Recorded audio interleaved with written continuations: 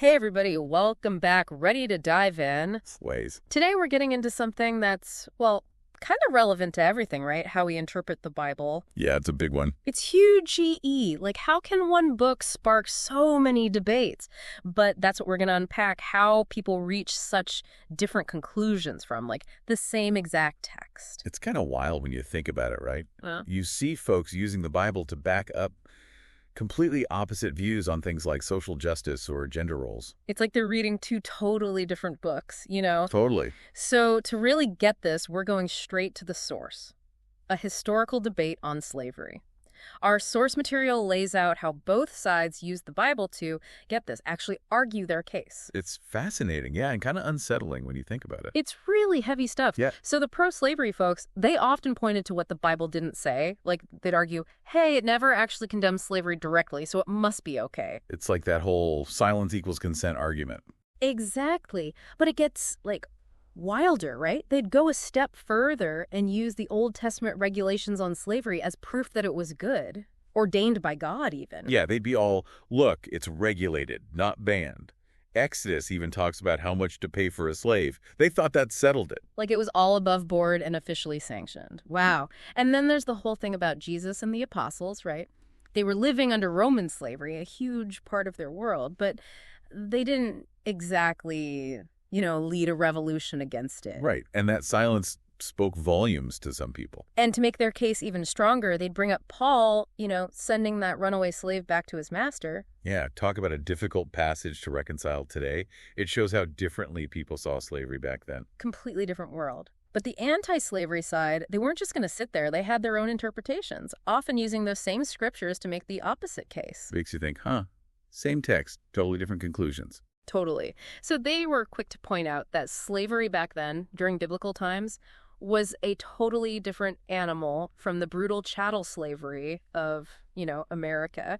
They'd bring up the Israelites being freed from Egypt, the whole let my people go story, as proof that God hated oppression. Yeah, that's a powerful image. Right. And they'd emphasize how Old Testament servitude was often voluntary, even temporary, kind of like being an indentured servant, not being owned outright. Like in Deuteronomy, it talks about how Hebrew slaves were supposed to be set free after 7 years. It's all about context, right? How things worked back then. Totally. They were saying, sure, the Bible mentions servitude, but it's not the chattel slavery you're trying to justify. Plus, they'd argue, Jesus' entire message, love, compassion, the golden rule, that doesn't exactly line up with exploiting people. Hard to argue with that. Yeah. It's about looking at the bigger picture, the overall message. Exactly. So this back and forth, it's not about saying who's right or wrong about the Bible and slavery. It's about realizing that just the act of interpreting, the lens we use when we read these texts, it leads to vastly different ways of seeing the world. It shapes everything. It really does. Okay, so we've got this prism, the Bible, and a spectrum of interpretations shining through. But hold on, this is just one example. We've got more hot-button topics to explore. Sabbath, war, the role of women. Things are about to get even more interesting. Okay, so we've seen how people interpret the Bible so differently when it comes to slavery. Really makes you think. Right. But that's just one example. It's not like this is the only topic where people disagree. Oh, absolutely not. This whole thing pops up with other, really important topics, too. Ones. Our source material actually dives into a few more. Yeah, it gets even more interesting. Get ready for some more. Wait, they both use the same book for that moments. For sure. So we're talking about the Sabbath, war, and the role of women, right? Big ones, yeah. Areas where you'll find folks going head-to-head, armed with their own sets of verses, Each side totally convinced they're right. It's like a biblical tug of war, So, okay, the Sabbath. Okay. You've got people saying it's like this totally unbreakable commandment, right, for Christians. Right. While others are all, no, it's more like a suggestion for rest and reflection. Yeah, just take a load off, Exactly. So what gives? How can they both be right? Well, it comes down to how you interpret work, right? Like what counts as work? Exactly. Some people, they're super strict. Any work at all. Forbidden on the Sabbath. Cooking? No way. Cleaning? Absolutely not. Wow, really? Yeah, they're serious about it. But others, they're more relaxed, like it's more about rest from hard labor, stuff that distracts you from, connecting with God, So, no backbreaking work, but maybe a little leisurely gardening is okay? Maybe. Depends who you ask, right? Wow, so your big grocery shopping trip might be off limits for some, but others are fine pushing that cart down the aisles on Saturday. It really shows you how much our interpretation, like colors, how we see things, It's amazing how one word can mean such different things to different people. and it gets even more complex when you look at war. Oh, yeah, that's a tough one. Talk about a head scratcher, because the Old Testament, you've got God literally sending Israel to war. Right.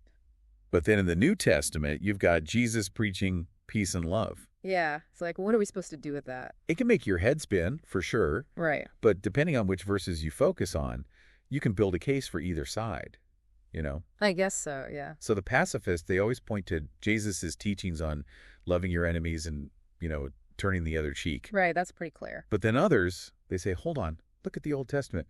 God used military power sometimes to get things done, So they use that to justify war today. Yeah, they see it as a necessary evil sometimes. Yeah. Wow, it's like this constant back and forth. It is. And then you've got the role of women, which, man, that's a whole other can of worms. That seems to be a never-ending debate. Well, for sure. It's a constant conversation. Is male headship, like, divinely ordained?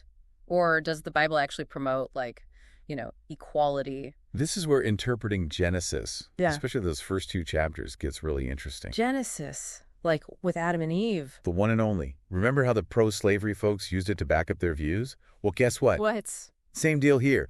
People using the same verses to argue for both male headship and equality between men and women. Seriously, I don't see how that's possible. How can they both get that from the same text? So the folks who are all about male leadership, they often point to the order of creation, right? Adam first, then Eve. Makes sense.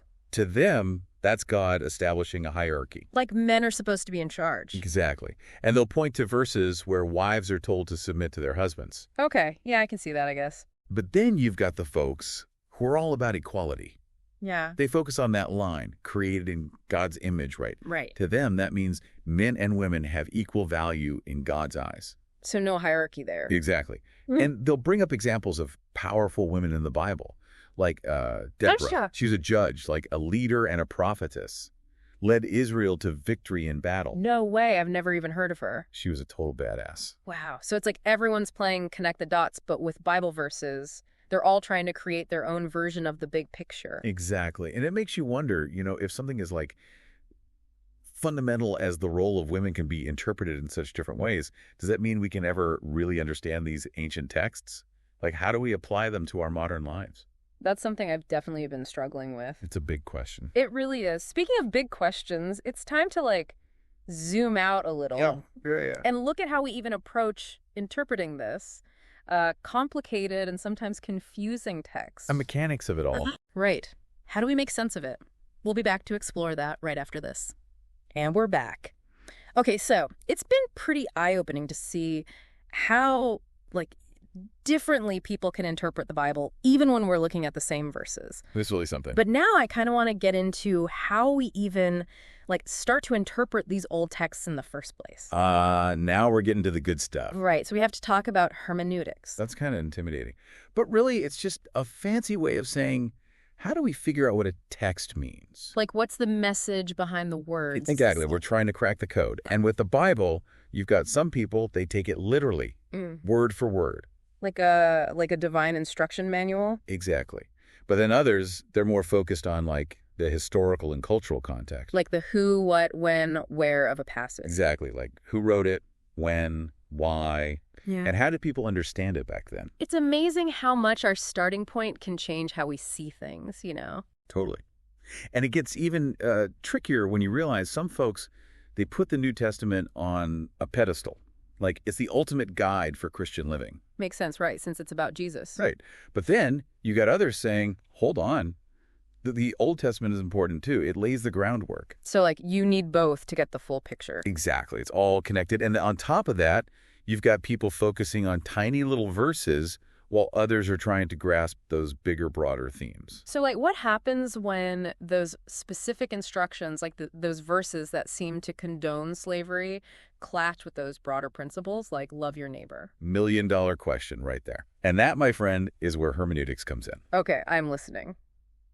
We have to ask those tough questions. Like, is the Bible purely God's word, dictated perfectly? Or is it also a human document shaped by the people who wrote it in their own time and place? Man, it's kind of mind-blowing when you really think about it. It's not just a book. It's this living, breathing conversation that people have been having for centuries. Exactly. Shaped by everything. History, culture, power struggles. It's all there. So wow, if the Bible can be interpreted in such wildly different ways, what does that even say about truth itself? Is truth absolute and unchanging? Or is it something like we're always shaping and reshaping? That's the big question, isn't it? And it's one we could spend a lifetime unpacking. Hmm? But here's the thing. It's not about deciding who's right or wrong. Hmm. It's about trying to understand where other people are coming from. I like that. It's about understanding, not judging. Exactly. And on that note, we'll leave you with one final thought. If even a book as important as the Bible can be interpreted in such different ways, what other assumptions might we be holding on to that deserve a closer look? What other truths could benefit from a little hermeneutical exploration? Keep asking those questions, my friends, and keep diving deep. And that's our show for today, folks. Thanks for joining us for this deep dive, and we'll see you next time.